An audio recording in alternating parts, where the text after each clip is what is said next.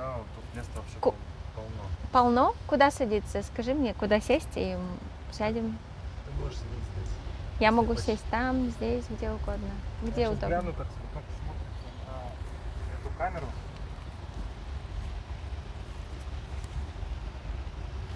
Если я поставлю на запись, там памяти хватит? Да, Я должно. хочу поставить и уже смотреть, как будет выглядеть. Можешь перевернуть ее и отсюда видеть. Да, профит. Вот, если я займусь, да, я сяду перед камерой.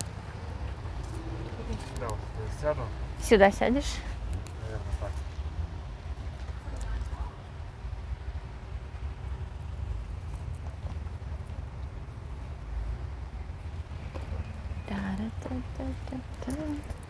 Давай, let's do it. Будет комфортно здесь, слушай. Ближе. О, слушай, кайф. Я прямо тоже захотел в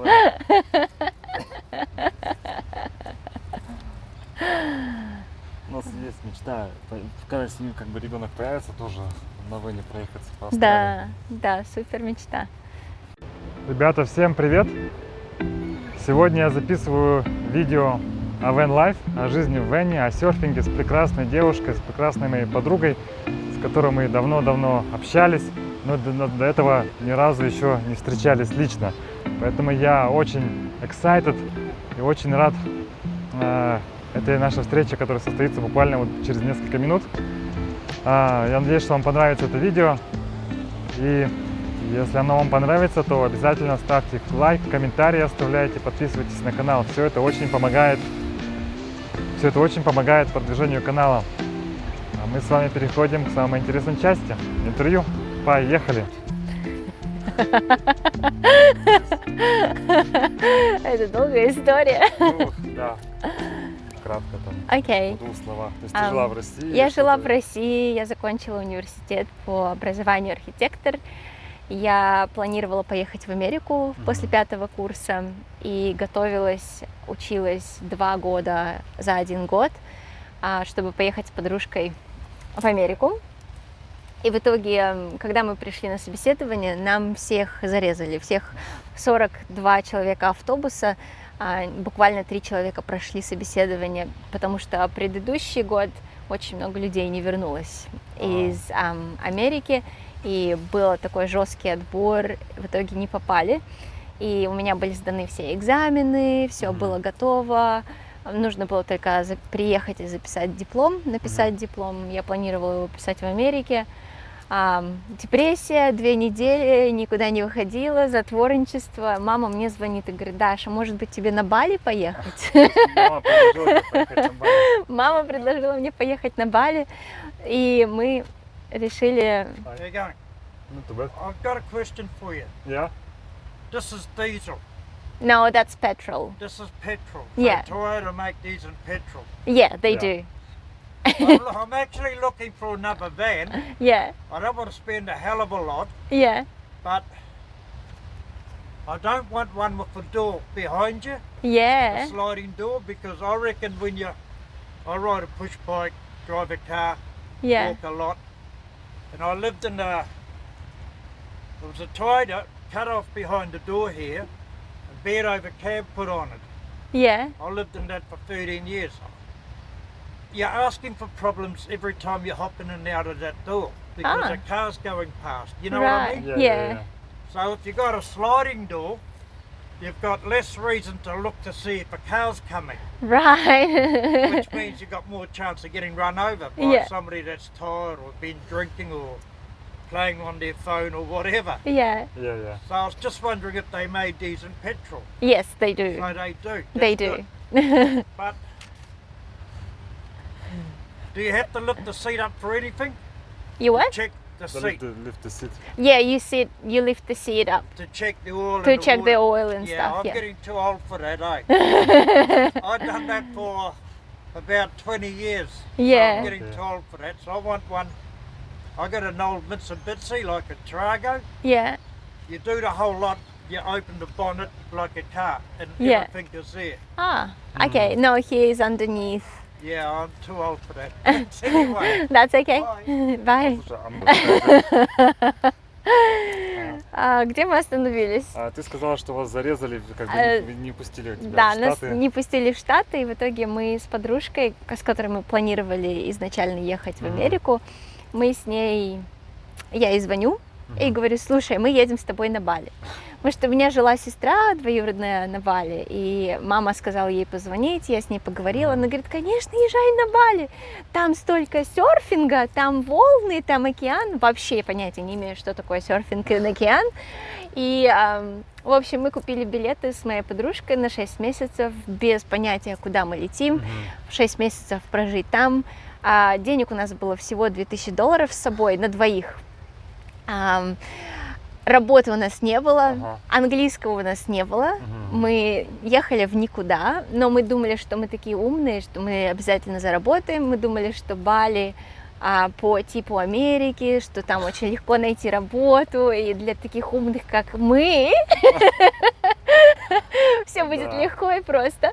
В итоге мы приехали на Бали, и когда мы ехали в машине, таксист, нам никто не организовал место, куда ехать. Мы приехали в заброшенный отель практически. А.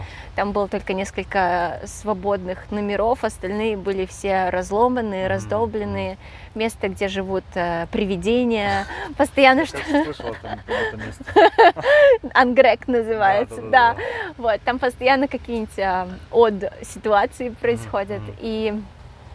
И мы туда приехали, едем в машине ночью, без знания языка. Я как-то каким-то образом установили сим-карту, позвонила моей двоюродной сестре, она объяснила, куда нас довезти.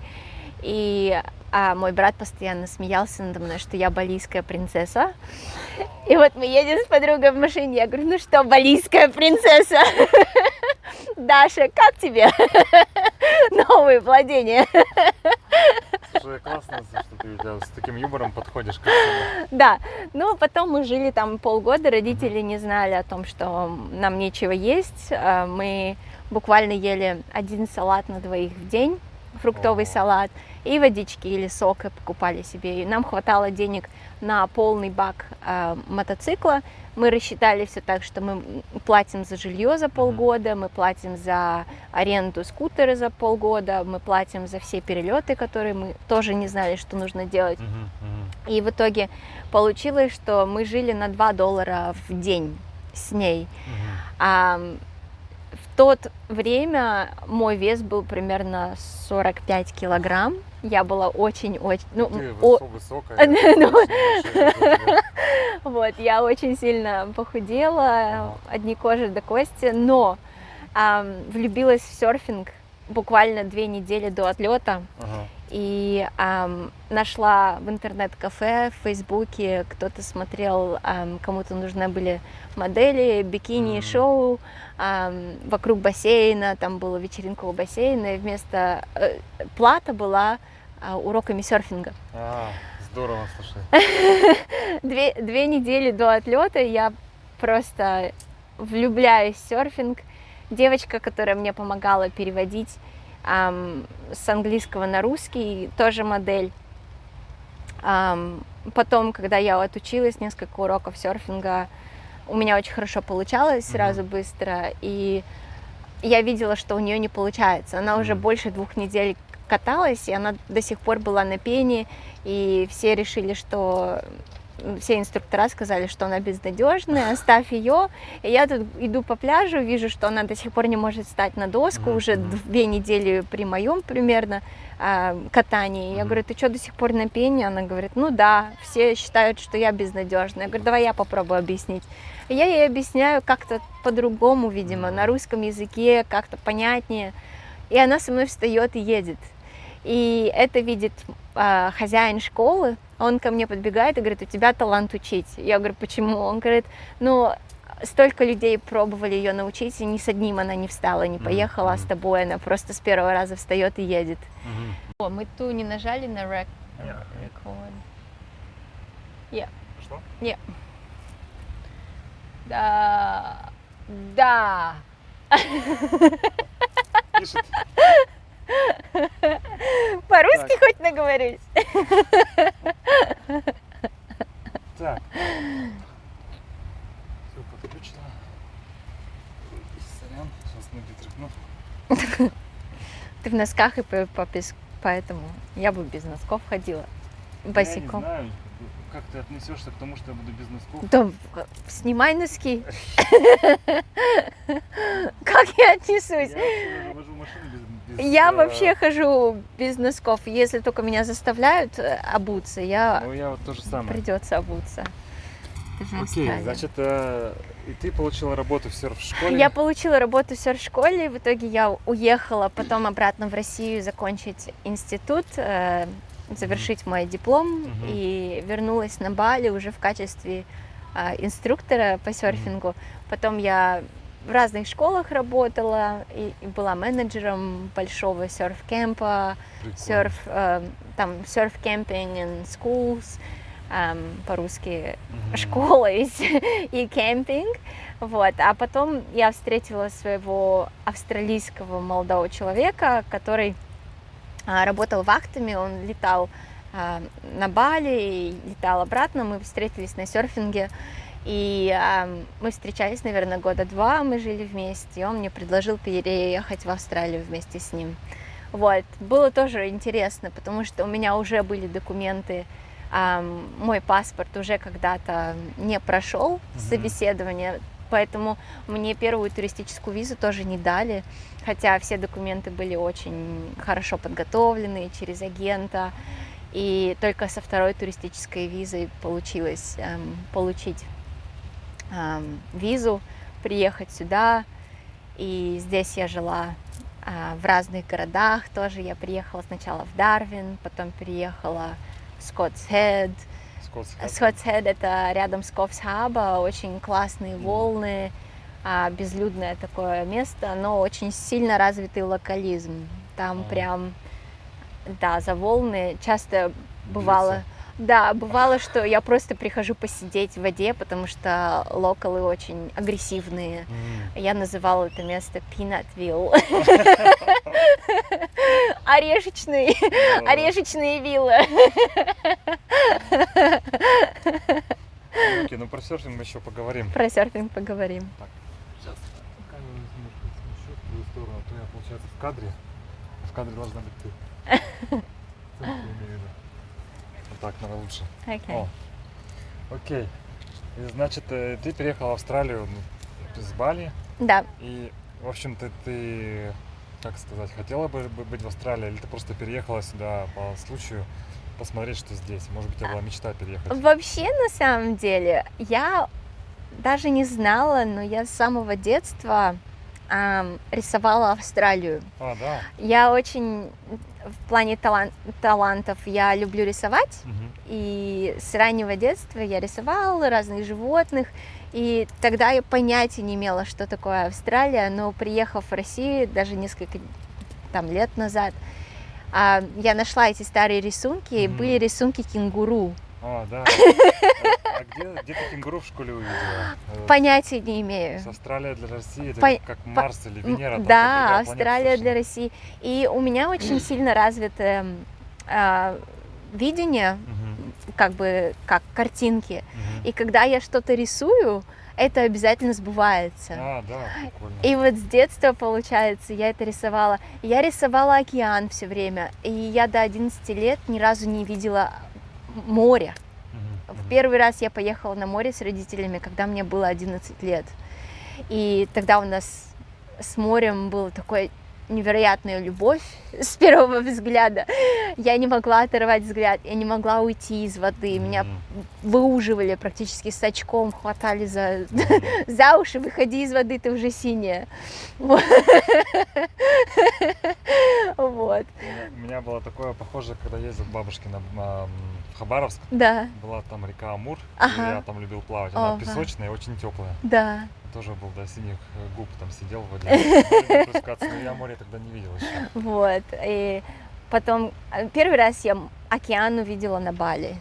Волны, океан. 20 с чем-то лет. Да, 23-24, да.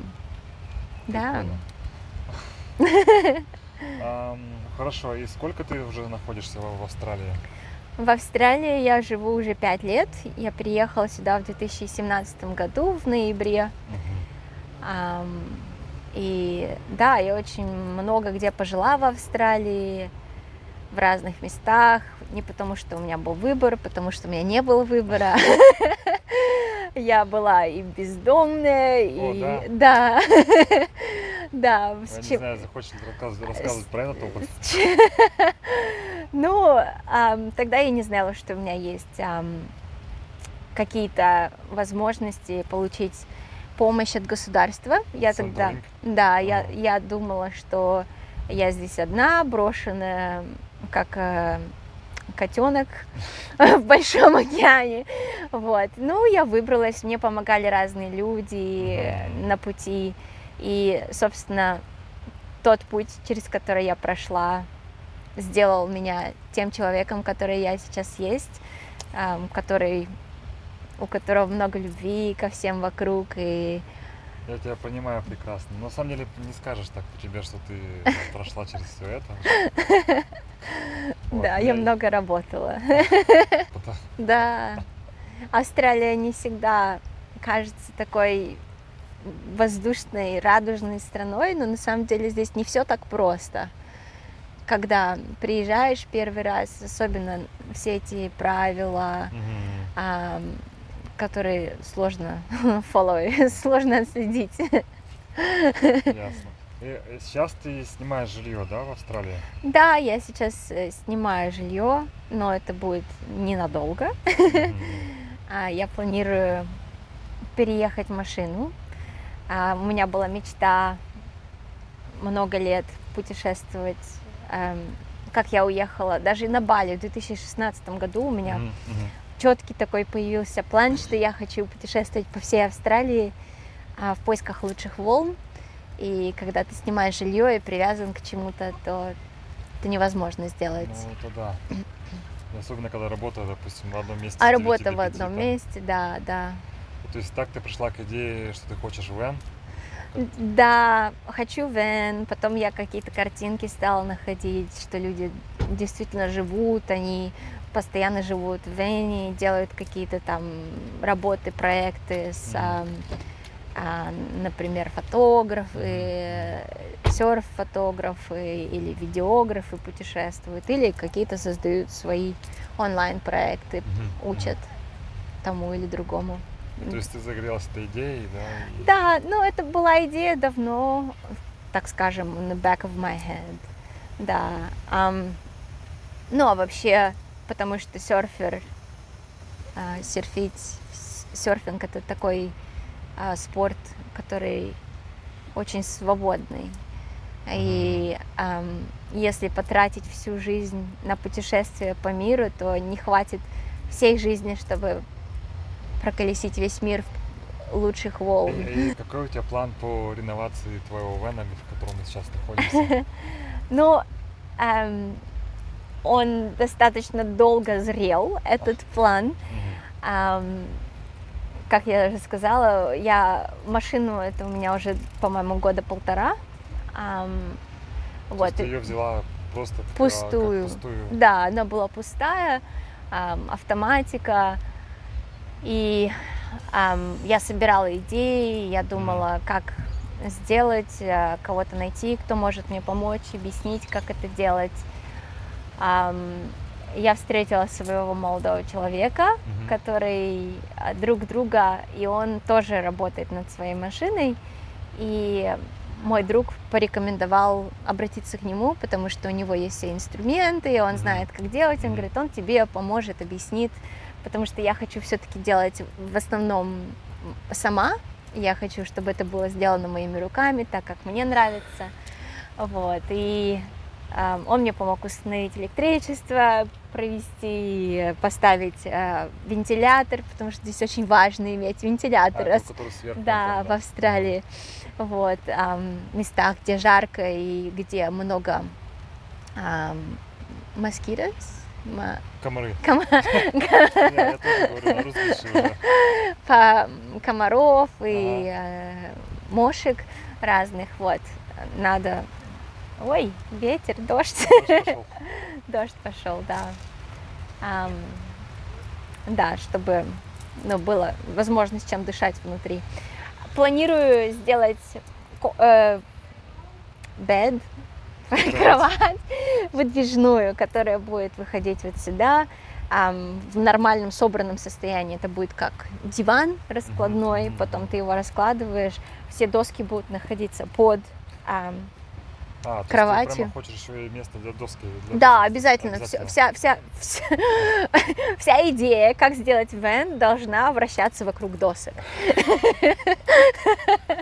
Размер доски очень важен. Большие доски сюда не влазят. Но ты их можешь сверху кинуть, наверное. Нет, потому что там большая очень солнечная батарея, которая даст мне возможность жить сбоку их неделю. можно прикрепить? Нет, они тоже будут сдуваться. Либо можно под солнечной батареей, Либо но под там крышу, может быть. одна или две, либо под крышу, но тогда у меня не хватает места сидеть. Вот, здесь будет маленькая кухонка, будет холодильник, будет выдвигающаяся кухня, либо, если дождь, можно открыть и достать, готовить прямо внутри. Будет вода даже проведена, можно будет мыться на улице. Был один из вопросов. Во-первых, следующий вопрос у меня был, то есть планируешь полностью full time? Да, full time. Ага, окей. И следующий вопрос вытекает логически, как решать вопрос с гигиеной? Гигиеной. В Австралии очень все для людей сделано. Много на улице, есть душевых, есть туалеты, обязательно в которых есть душевая, закрываешься, но она с холодной водой. Вот. Для этих целей у меня есть тазик, в котором я переодеваюсь, когда после серфинга скидываю всю мокрую одежду. И я уже так делала, когда путешествуешь, особенно зимой, холодный душ после холодного океана, ну капец, как не камильфо, не нравится, холодно, вот, поэтому я нагревала воду в бутылку, как называется? Грелка? В грелку, да. Она сохраняла температуру долгое время. После катания ты просто берешь тазик, идешь в холодный душ, наливаешь туда холодной воды, кипятка из этой грелки, и классно моешься, как в тазике. Да, либо поливаешь себя, либо с ковшичком. Я знаю, что там есть еще души, которые портативные, они как-то нагревают воду. Да, и второй и третий вариант, это один из вариантов, который будет тоже здесь, потому что путешествовать будем долгое время в машине, и есть места, где ты уезжаешь без средств, без всего, без еды на 2 недели, и тебе нужен запас воды. Да. Поэтому мы сделаем труба. Это такие белые трубы, да, на крышах, да? белые трубы на крышах, но сделать ее покрасить в черный, либо черную трубу, потому что черный цвет притягивает солнце, и она будет нагреваться до кипятка на улице, если солнечный какой день. У нее объем? Большой, там больше 50 литров, да. И под низом есть еще тоже такие танк, коллектор воды, который делается под выпуклость от колеса. Вот, она такая, как буковка Г, и шейп, форма, которая обтекает колесо, будет стоять вот там под столом. Здесь будет стол и место для кабинет по-русски как? Шкаф с вещами, и под этим шкафом, получается, будет... Ясно. А где у тебя запаска тогда будет? Запаска воды? Запаска колесо, 5-е колесо. Колесо, а где оно? А у меня его здесь нет. У меня тоже, когда в кофе-кар в моей машине была проблема, я вместо запаски поставил Grey Water Tank для отработанной воды. Да. Но у меня не было запаски, я всегда был в зоне риска. Да, слушай, нет запаски в этой машине. Слава богу, ни разу не проколола. А может быть есть, но под машиной, надо посмотреть. Ты сказала, что ты вместо запаски хочешь поставить... Нет, не вместо запаски, а запасной воды танк. Ясно. Да. Запасная вода. Ага. Да. Кстати, а вот насчет спотов, где оставаться на ночь? Ведь большинство мест нельзя кемпить overnight. Что случилось последний год? Было много наводнений, очень много людей остались без жилья, и council или как Council. Совет. Района. Совет района сейчас особо не придирается к людям. Но вообще достаточно все просто. Приезжаешь попозже вечером, уже после заката, останавливаешься. Очень много van life. В Квинсленде, в нашем штате, немножко сложнее, потому что здесь сложнее сама система. И много людей. А если ты живешь в Нью-Саус-Уэйлс, просыпаешься где-то... Я просыпаюсь обычно в 4:35 утра. В это время council начинает работать в 6:30, в 7. Если ты... Да даже ты пошел серфить, ты машину оставляешь в этом месте. Ну, у меня понятно, потому что здесь и солнечные батареи, будет накопитель воды, то есть это, в принципе, достаточно видно. Очевидно, что что-то там происходит. Вот. Ну, есть также сайт, называется WikiCamp. Да, я знаю. В этом WikiCamp можно посмотреть дешевые места, где можно остановиться, и бесплатные тоже места для кемпинга. И достаточно много. Также есть друзья, которые по всему миру, по Австралии тоже очень много друзей, которые говорят: оставайся у нас on driveway, рядом с домом, никаких вопросов. У нас батарейка-то место там закончилось. Поэтому я предлагаю, знаешь, как сделать? Как? Я просто встану за камеру здесь. Да. И просто мы это продолжим. Хорошо. И ты сказала, что можно оставаться у друзей. Да. Там на каких-то, как driveway. Да. Есть несколько мест, где можно вечером приезжать, на улицу останавливаться. Да, да. А как это в перспективе, скажем, неделя, месяц, там, полгода? Это же немножко может задалбливать. Ну, вообще, на самом деле, план у нас поехать по Австралии. Ты постоянно перемещаешься, ездишь в разные места, встречаешься с разными друзьями, останавливаешься в разных местах. Собственно, это, То есть это как кочевник буквально жить? Да, как кочевник, но с желанием кататься, потому что когда ты серфишь, есть определенные условия. Если условия хорошие, часто ты серфишь целый день. И тебе, целый день с перерывом на еду. Ты выходишь из воды, возвращаешься обратно, немножко почилил, отдохнул, снова возвращаешься обратно в воду, а потом уже спать. Рассвет у нас в 4:30, 4:50. Да, сейчас 5 часов. Закат, или в 5 утра. 15:07. А закат без 15:07, зимой будет еще раньше, поэтому на закат ты быстренько готовишь еду, если хочется есть. Бывает, что так, что ты совсем устал и есть не хочется, ложишься спать рано. Да. То есть все равно место, вопрос поиска мест для ночевки, он остается. Он на самом деле... Или, может быть, в этих караван-парках можно? Можно в караван... Но это достаточно дорого, да. Нужно рассчитывать, что ты практически платишь за жилье по цене, по стоимости. Но можно на улице останавливаться, где нет знаков, что нельзя спать. Да даже я все время спала под знаком «нельзя спать» в машине. И рейнджеры не приходят? Никогда. Я всегда немножко переживала. Знаешь, если они приходят, с палаткой понятно, что палатку ты здесь не поставишь, но если они стучат к тебе в твое, так скажем, пространство, ты можешь не отвечать, потому что они не знают, что ты здесь. Они не могут это никак подтвердить, если ты не ответишь. Да-да-да.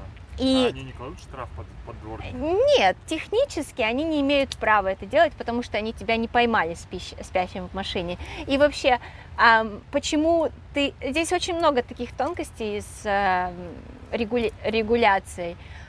Ты имеешь право иметь машину, сидеть в машине, но ты не имеешь права закрыть глаза в своей машине. Ты закрываешь глаза, то ты, получается, спишь. То ты, получается, спишь, да.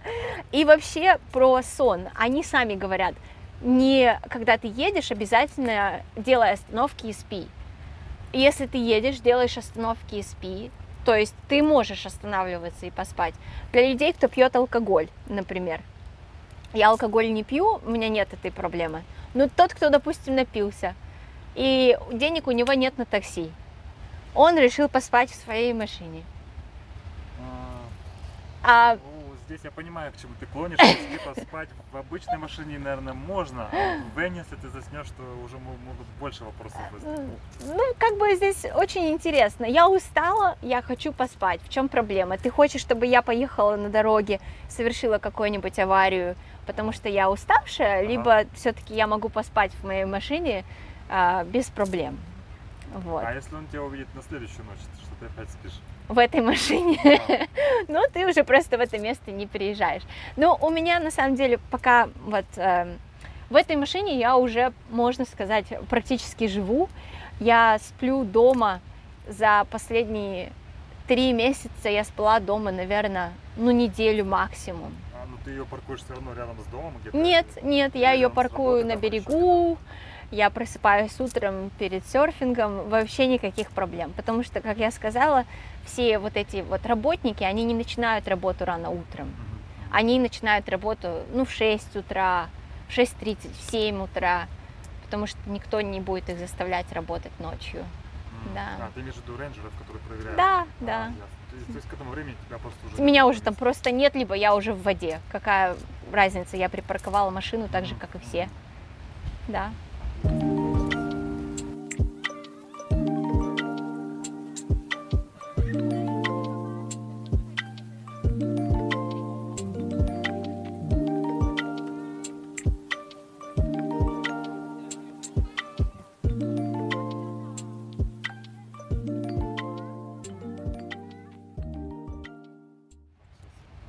Так, и хватает ли тебе места, или будет хватать места на все в этой машине? Потому что это как очень маленькая студия получается. Да. То есть, казалось бы, обычная студия, которую люди там снимают в домах, она и то маленькая. Да. А здесь она просто микроскопическая получается. Ну, по размеру. на самом деле, вот если ты свою жизнь представишь, да, что ты делаешь в течение дня? Большинство людей в течение дня работают. Ну да, мы приходим домой поесть и просто, как, грубо говоря, кости бросить. Кости бросить, да. Здесь то же самое. Я прихожу домой кости бросить на очень удобную кровать. Но здесь будет выдвижная кухня. Я могу готовить с видом на красивые места, Вид мы потом покажем. с видом на океан, без каких-то запахов в доме. И, ну, тоже лайфстайл и еда, которую ты ешь, конечно, тоже диктует, как питаться здесь. Нужно, ну, я знаю, что люди в основном питаются очень легко, потому что, ну, ты постоянно передвигаешься, места для того, чтобы еду оставить, не особо много в А у холодильнике. тебя холодильник здесь есть? Или будет? Он будет холодильник, да, он уже куплен. То есть это будет как бы полноценная квартира? Да, будет как бы здесь не встать в этой машине, но я очень активно провожу весь день, поэтому мне нужно только И поспать. готовить ты, получается, будешь как бы стоя на улице? Да, Выдвижное. выдвижное, либо когда дождь, можно сидеть и будет рядом, можно выдвинуть рядом, готовить stove по-английски, не знаю, как по-русски. Я не знаю, тоже я говорю на русглише уже давно. Да, Окей. Ну ладно, в принципе, мне все понятно. да, ну, а я тебе могу еще показать план, если интересно. Да, давай, сейчас можешь продолжать дальше говорить. Ну и, в общем, думая обо всем, как это сделать, у меня сложился план. Я просчитала по размерам, где что будет. Получается, вот этот план. У меня будет выдвижная кровать. Как я уже сказала, все зависит от размера доски. Все место должно быть именно спроецировано относительно самой толстой доски. Это размер самой толстой доски. Будут они лежа находиться, без плавников, потому что плавники занимают место. Плавники перед серфингом. Ты снимать, да? Да. Потом эта кровать будет выдвигаться. Здесь будет такая платформа. Здесь будет большой шкаф, где можно повесить вещи. Он достаточно размером, сколько, 50,5 сантиметров. Будет небольшой стол. Здесь, возможно, я тоже сделаю, я думала, небольшой такой подставку, не подставку, до потолка, чтобы можно было еще вещи положить, там, еду или еще что-то. Будет отодвигающийся, поднимающийся столик. Когда ты готовишь здесь, то можно на столике вещи поставить, еду и так далее. Будет холодильник, под кроватью будут располагаться все батареи, зарядки и прочее. Будет здесь находиться, в углу в этом будет находиться, как он называется по-русски, кухня, синк с водой, вода будет. Раковина. Раковина, да. И будет выдвигаться туда, в сторону, еда и прочее, что нужно для жизни. Вот так. И здесь можно будет тоже сидеть. Это будет сидячее место. Сидячее, лежачее место, да, чтобы, ну, как бы еще можно было отдохнуть, посмотреть виды оттуда. Ясно. Да, да. Тот самый вентилятор, который работает с пульта. Та-да! Он бесшумно работает? Ну, можно регулировать скорость на подачу воздуха внутрь, можно на вытяжку воздуха. Или на подачу, да? Или на подачу, и вот можно ускорить. Он достаточно, да, быстро работает. Класс. Можно поставить температуру, и, допустим, если ты ушел серфить, и в машине нагрелось, то он автоматически включается и вытаскивает теплый воздух из машины. Слушай, технологии. Да. А если не секрет, можешь озвучить бюджет или хотя бы примерные рамки, сколько это стоит? Может, не конкретно свой бюджет? Ну, Да. для ориентировки. Сама машина или сколько стоит сделать? Ну, можешь и то, и другое. Машина примерно сейчас стоит со всеми... Самая базовая комплектация. Да, самая базовая комплектация. Можно найти дешевые в механике, где-то за, наверное, 1008 я видела, такого размера машины. На которых обычно бэкпекеры ездят. Да, такие, ну, разбитенькие на механике, то есть она не автомат, коробка автомат. А дальше вариации вообще полетели дальше. Вот эта машина, потому что это Toyota, это очень хороший бренд, она стоит достаточно дорого, но она неубиваемая, на 24 тысячи долларов за машину. Ну, даже по рамкам России это очень дешево для такой машины. А если мы смотрим большие машины, в которых можно прям сделать туалет с ванной, полностью стоять в машине, то там идет ценник 50 тысяч долларов и выше. Тысяч до 100 доходит. 100 и больше, да. Ну, это прям целый дом на колесах. Да. Вот. По оборудованию внутри я достаточно... Вот это самый важный момент. Много вложить именно в систему электричества. Это дорого достаточно и очень важно. То есть, провода, да, но это еще будет заделываться. Вот. На электричество я, наверное, потратила где-то $1003 на панель солнечную, батарею, на батарею саму, на инвертор, который трансформирует 24 вольта, 12 вольт в 240 вольт, да, чтобы можно было пользоваться, делать смузи здесь. Все будет. Можно телек, ну телек я не смотрю, кстати, про телек. Очень классная идея, я тоже ее буду делать. Здесь будет находиться панель, когда идет дождь, выдвигаться. Она уже куплена, она просто в гараже лежит. И можно сделать прожектор, да.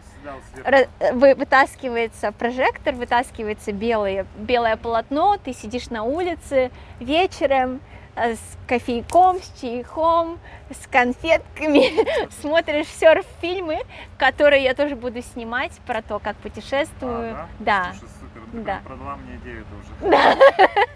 Да, и по поводу работы очень многие, да.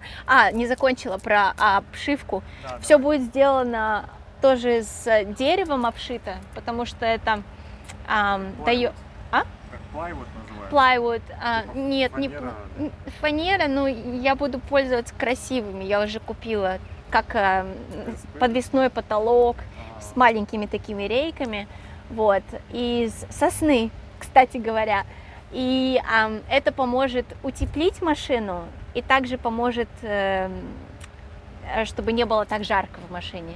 Вот эта изоляция сама стоит $200. Я заплатила за 2 рулона. Но я не использовала. Да, сама лепила, все собирала. Вот. Потом изоляция нужна, опять же, для того, чтобы температуру поддерживать определенную в машине. Будет сверху деревом обшито. И на дерево ушло где-то $300 на всю обшивку для этой машины. На пол у меня здесь сделан из ДСП. Сверху будет покрытие виниловое, которое, ну, где-то, наверное, $80. Примерно, я думаю, можно будет уложиться на обшивку на все в $1000 максимум. Полторы. Это звучит легко сделать. Холодильник самое дорогое из этого всего. Холодильник, он должен быть специальный или можно обычный? Да, холодильник специальный, чтобы он не жрал много энергии, да. И холодильник я рекомендую выбирать прям вот дотошно.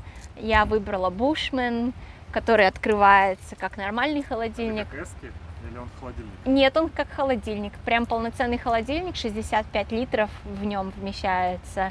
Есть морозилка, что тоже очень важно, когда ты путешествуешь. И он практически не ест электроэнергии. Батарея, там у меня показывается, сколько подается в систему энергии. Вот, и когда холодильник мы пробовали ставить, он практически батарею вообще не двигает никуда.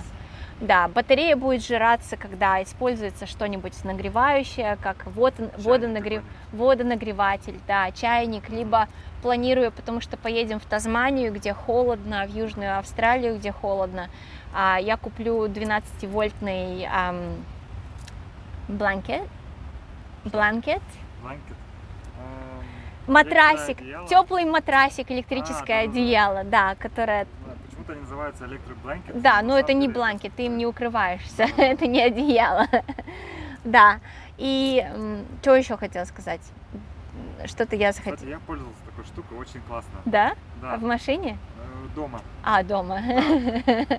Но единственное, что иногда может некомфортно быть, потому что ток все равно идет через этот бланкет. По-моему, проходит через тело микротоки. И да. Иногда есть ощущение некомфорта. Ну, проснуться посреди ночи. Можно его нагреть до горячего, лечь спать и уже когда, выключить, да.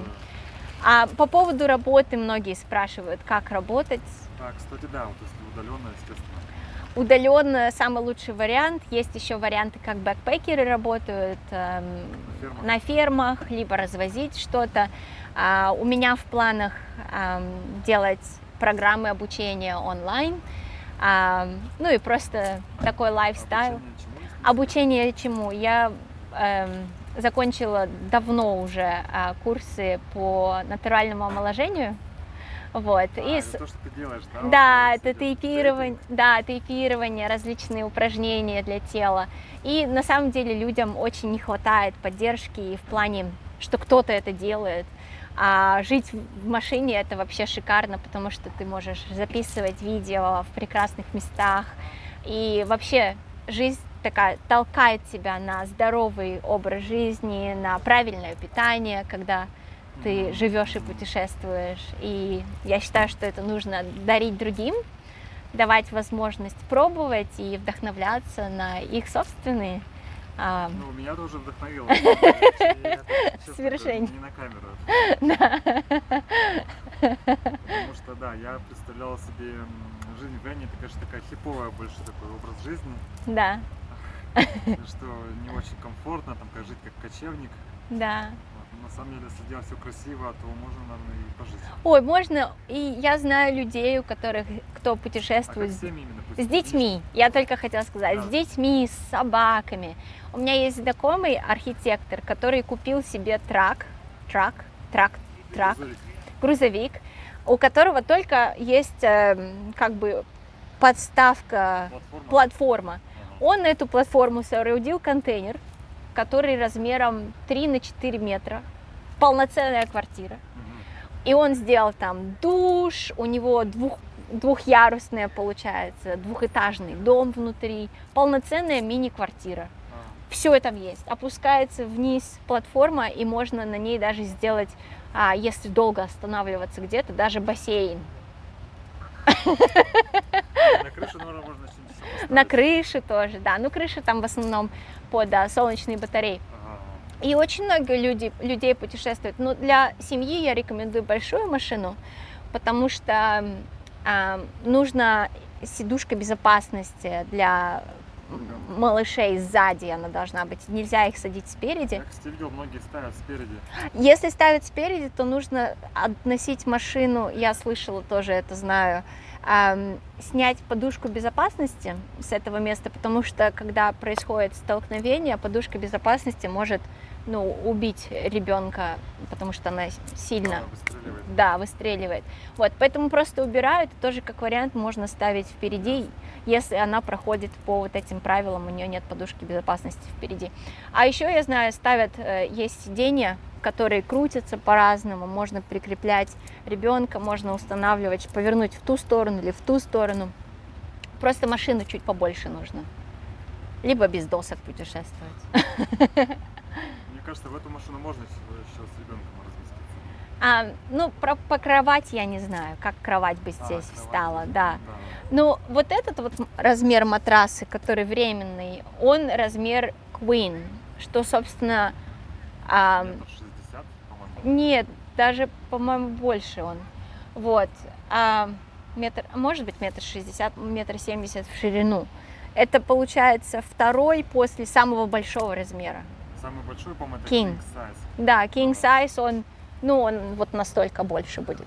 Вот, поэтому у меня будет матрас double, он настолько чуть меньше, и очень комфортно спать вдвоем. Мы даже вот вдвоем мы не занимаем все это пространство, мы спим даже как на матрасе для одного. Прикольно. Вот. Ладно, мне кажется, мы все рассказали, все обсудили. Супер. Хоть напутствие последнее. Мое напутствие последнее. Если у вас есть мечта, мечта, я уверен, есть у каждого, и каждый ее преследует. Если есть мечта, я вам рекомендую ее обязательно осуществлять, потому что жизнь в этом теле короткая. Если вы подумаете, возьмете отрезок в сантиметрах и отмерите 100 миллиметров, то есть получается метр, да? Этот метр мы отрезаем, количество времени мы уже прожили. Да, я должен отрезать уже 38 сантиметров. Отрезаем 38 сантиметров, смотрим, что осталось. Теперь от этих, что осталось, высчитываем половину на сон, отрезаем половину, на работу, отрезаем еще. И вот этот маленький кусочек, у кого-то он 5 лет, у кого-то он 10 лет. Это на то, что вы хотите делать. Поэтому обязательно нужно делать. То, что хотите. Обязательно нужно делать то, что хотите. Мечтать нужно много, по-большому. Мечтать нужно много. И я рекомендую тоже это прописывать или рисовать. Да, рисовать, мне кажется, лучше. Рисовать лучше, потому что это будет перед глазами, а вообще прописывать, поскольку я тоже в этой среде, в духовном развитии, направляю людей, делаю разные церемонии, у меня есть отличный эксперимент. Это тоже как напутствие, можете попробовать. 21 день благодарностей. А что вы делаете? Вы каждый день себя насилуете, заставляя писать рукой в листочке, в красивой обложке книжечку можно найти, купить отдельную книжечку. Дневник благодарности. Каждый день пишем: я благодарю день за. И пишем самые лучшие моменты этого дня. Даже если были какие-то негативные моменты, можно найти позитивные моменты в каждом дне. Я благодарю день за солнце, за то, что сегодня солнечно. Я благодарю день за то, что сегодня дождливо, потому что я мог поспать и отдохнуть. Хотя бы за то, что ты смог проснуться. Я благодарю день за то, что я проснулся. Я благодарю день за то, что у меня есть еда на столе. Я благодарю день за то, что у меня есть вода на столе. Я благодарю себя за... И мы пишем благодарности. Начните с 5. 5. На следующий день сложно выдавить из себя, скопируйте эти 5. Мне кажется, можно каждый день быть благодарным за одно и то же. За одно и то же. Напишите что-нибудь еще. И на первую неделю, после первой недели, уже начнутся огромные результаты. Что происходит со Вселенной? Вселенная, она очень щедрая. И как это работает со Вселенной? Вселенная очень щедрая, и когда мы фокусируем свое внимание на позитивном, Вселенная это видит, и она хочет давать еще больше.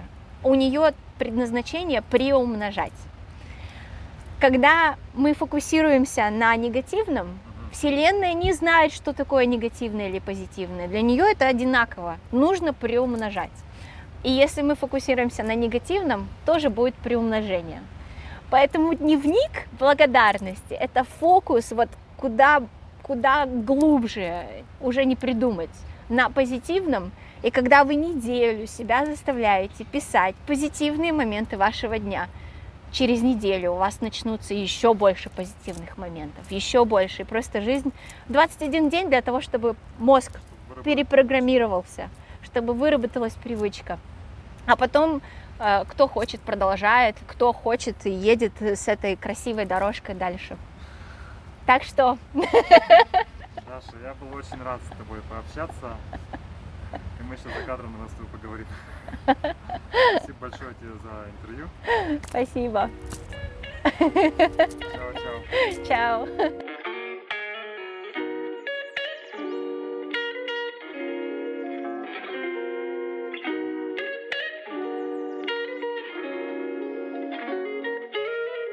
Ребята, как вам интервью? По-моему, класс. Меня Даша сильно заразила своей идеей о жизни в Вене. Я давно и сам об этом мечтал, но никогда не принимал никаких активных действий, потому что думал, что это просто мечта, и так она мечтой останется. Но я теперь задумался. Надеюсь, что вам видео понравилось. Как всегда, оставляйте лайк, ставьте комментарии, подписывайтесь на канал. Это очень важно для продвижения. И до скорых встреч. Чао!